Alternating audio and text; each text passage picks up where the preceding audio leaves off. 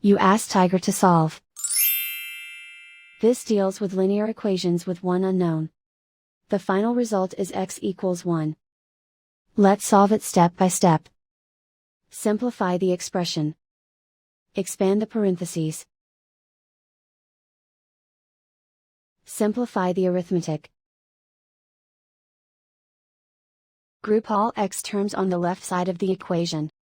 Subtract 13x from both sides. Group like terms. Simplify the arithmetic. Group like terms.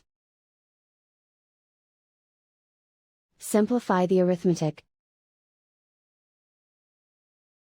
Group all constants on the right side of the equation. Subtract 6 from both sides. Simplify the arithmetic.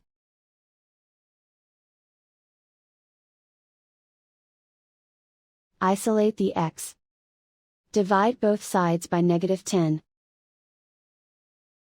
Cancel out the negatives. Simplify the fraction. Cancel out the negatives. Simplify the fraction. And so the final result is x equals 1.